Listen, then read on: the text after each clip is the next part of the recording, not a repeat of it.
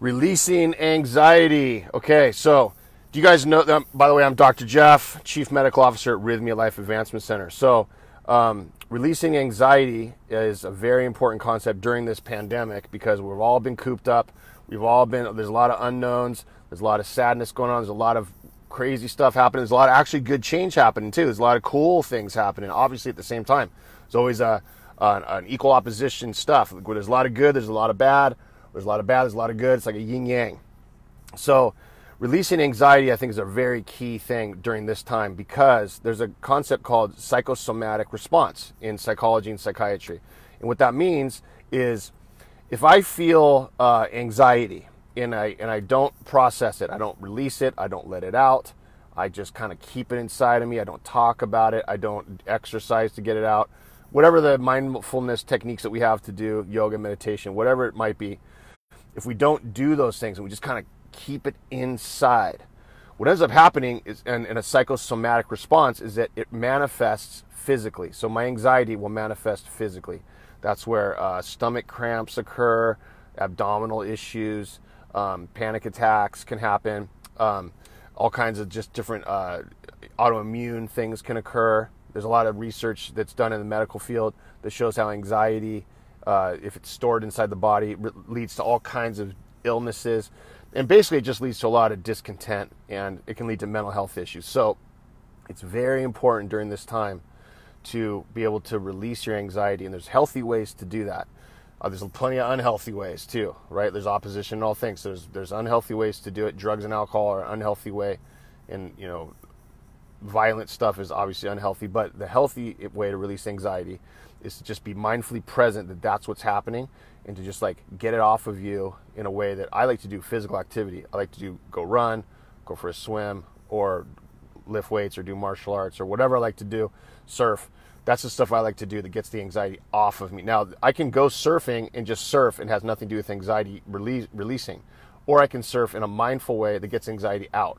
So I know walking down to the beach, or let's say going to the weight room, more practical for most people, or the gym, their home gym right now because there's no gyms open, right?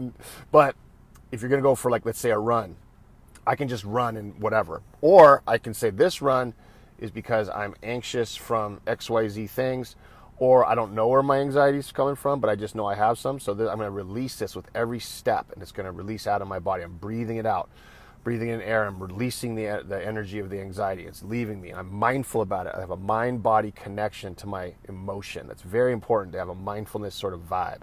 And so what ends up happening is if you go for a 30-minute run, probably within 5 minutes, it's already gone. And it can just be a normal run for 25 minutes where you're enjoying the outdoors or whatever. So it doesn't necessarily have to be the full time you're running. It could be, whatever you find necessary. That's why when you exercise on a regular basis, you feel good. You feel emotionally good. There's endorphin releases. There's all kinds of things happening that are physically good and emotionally good. I used to, it was funny because I used to paddle outrigger canoes. I paddled Hawaiian outrigger canoes most of my life. And those are the war canoes in Hawaii. And, we go between islands. There's 6 people in a canoe. And every year we would paddle from Molokai to Oahu, which is almost 50 miles. It takes like 7 hours to do this race, and it's just gnarly. A huge open ocean, Kaiwi Channel. It's just gnarly, huge swells. Crazy, crazy scenario. But I loved it, and I didn't really know why, because I've been doing it since I was young. And I finally became, got my doctorate in psychology, and I learned about, emotions and somatic stuff and anxiety and depression. I learned all this stuff. I thought, oh wow, wait a minute. I'm pushing my body to the point of exhaustion, and also to this point where it's no longer physical. It becomes emotional. It becomes mental at the same time, and that's where the release occurs. So I looked at it after that point, that race, as a reset to my entire life. That race every year, Molokai to Oahu, the Kaiwi Channel, Molokai Ihoi, was the race that reset me every year. And I learned a concept there that if you do engage in regular behaviors that are healthy for you, now again, you don't have to do something crazy like that. I'm a little nutty, right? So 50-mile race in the open ocean is a little nuts, right? But if you just do a normal walk your dog every day, or meditate and sit and just have quiet every day, right? Or cook healthy, high vibrational foods each day, or eat that way, right? Those are all ways that can also do this.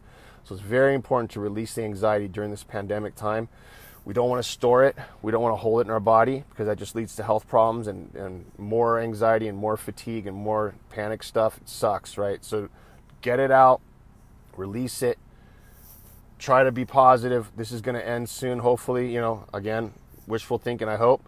And get down to Rythmia and connect with yourself, and let's get some resets occurring. Come down to Rythmia and reset yourself. Pura vida. Thanks for watching. See you next week. All right.